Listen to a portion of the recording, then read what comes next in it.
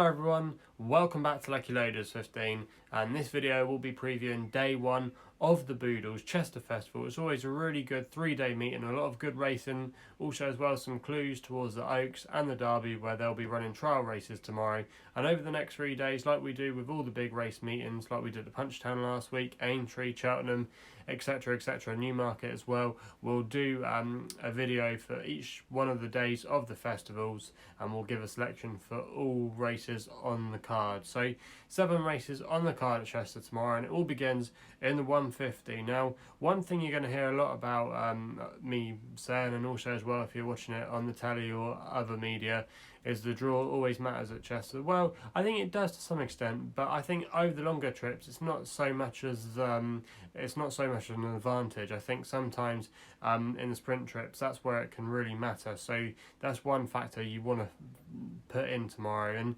if we go into the 150 with our first selection tomorrow, we're going with a horse here called Iva Reflection, 10-1 with bookmakers at the moment, trained by Tom Dascombe, and Jane Elliott's booked for the ride. Tom Dascombe is a local trainer to Chester, and he always likes to target this meeting. Now this horse is drawn, like I was going to say, in stall 5 tomorrow, so that's not a bad draw. If you're probably out more towards maybe 7 or 8 and a bit wider in the double digits at Chester, it's going to be a really hard ask because it's such a tight turning track, and if you can be drawn closer to the inside rail, you're probably going to make a bit more of an advantage to get more prominent than some of your rivals. So still 5 tomorrow isn't a bad draw. This horse, like I said, won at Doncaster on its first start when it was very handy early on, was prominent up with the pace, and then when it did get to the front, it looked like, if you go back and watch the race replay, that this horse might just get nutted in the final stages, but then he put her head down this horse really well, and Jane Elliott got him to win. And Jane Elliott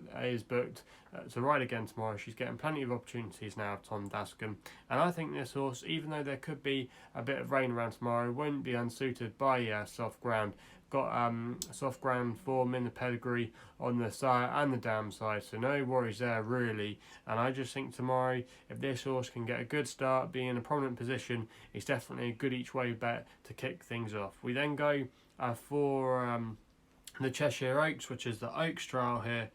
And the horse that I'm going to go with here is a horse that I actually backed on debut when it won at Salisbury, and a horse that I've had in my head for this season for quite a while, and that's a horse called Manuela De Vega, 10-3 bookmakers at the moment, trained by Rafe Beckett, and Harry Bentley is booked for the ride. Now, this horse, Manuela De Vega, there was a very good word about her on track before she even ran at Salisbury. It's one of my local tracks, and Rafe Beckett as well, it's one of my local trainers, so I do often follow his runners with very close attention. Manuela De Vega, like I said, there was a good word for her, and she bolted up at Salisbury. I think she was 7-1 in the betting that day, and straight away Rafe Beckett came out to the media, I think it was in Racing TV, he said that this horse could definitely go for the Oaks this year, and maybe might be just put away for the winter after that run, and we'll see her next year in an Oaks trial. But she did go to race one more time. She went in the autumn to Pontefract where she won a listed race, and because she won that listed race tomorrow, she's going to be having to give £3 away tomorrow, I should say, because she won that listed race at Pontefract.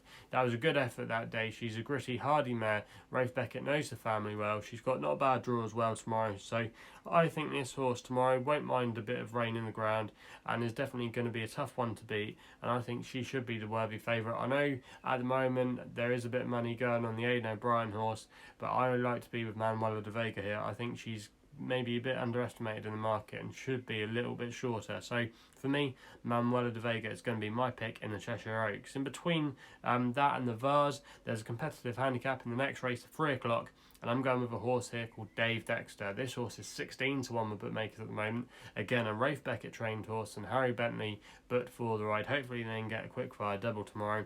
Now this horse actually won here over the course and distance last season and ran in some really good races, but his best races came when there was some cut in the ground, and there's going to be a lot of rain forecast at Chester overnight and into tomorrow, so you're thinking that's going to get horses that love good ground, or I should say horses that love soft ground, that's going to be getting them in a really good vibe. And Dave Dexter's best form came on soft and heavy ground last year. He won a really decent race up at Musselburgh. Also as well, we won fresh last year at Newbury. So even though this is going to be his first race of the season, no qualms there. I think he's a very solid each way option tomorrow. He is drawn in still 9, which might be a bit tricky, but if he can get away handy, he might just be able to clinch a good position, and I think Dave Dexter tomorrow has definitely got to be involved in the finish tomorrow. And I thought the 16 to 1, that's a cracking each way bet. I think he'll go off half the price tomorrow when people are starting to read up on soft ground and heavy ground form. I think he'll definitely be one that's a bit more prominent in the bet. And now we then go to the 335 for the Chester Vase with our next selection. This is kind of the Derby trial. And there's a horse in there that you might have heard me talk about before if you've been following my work for quite some time. You might remember last season I was a big fan of a horse called Norway. I backed him very early on. I think it was after his first ever run. I backed him for the St. Leger.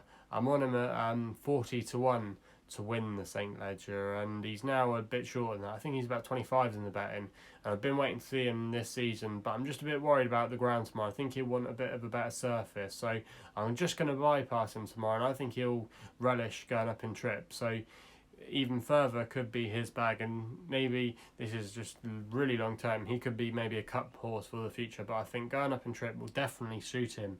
And I'm still hopeful that he'll run a good race in the St. Leger. But I'm going to swerve him tomorrow for another Aidan O'Brien horse called Sir Dragonet.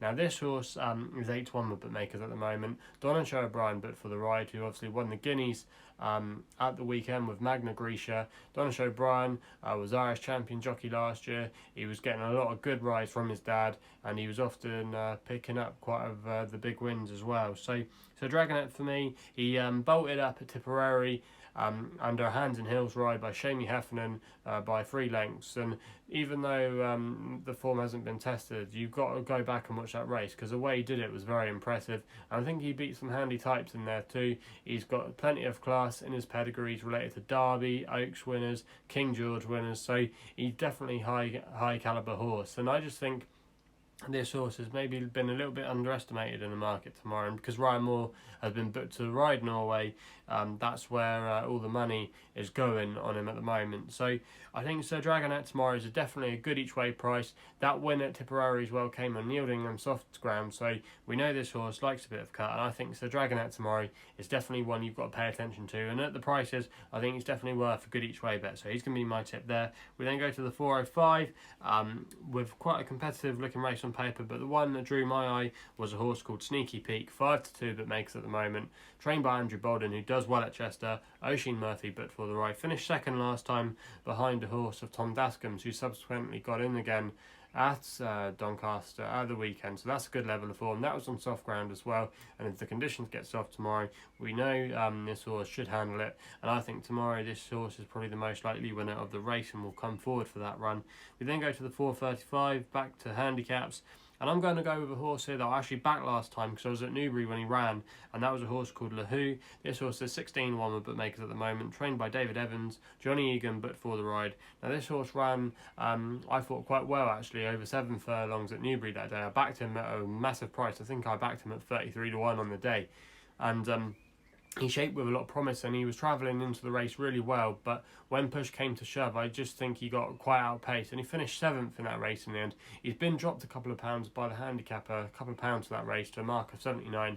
I think he's well handicapped tomorrow, and if there is the rain that is forecast, he should like that as well. He finished second as well here in the Agnes Conditions race, which is the first race tomorrow.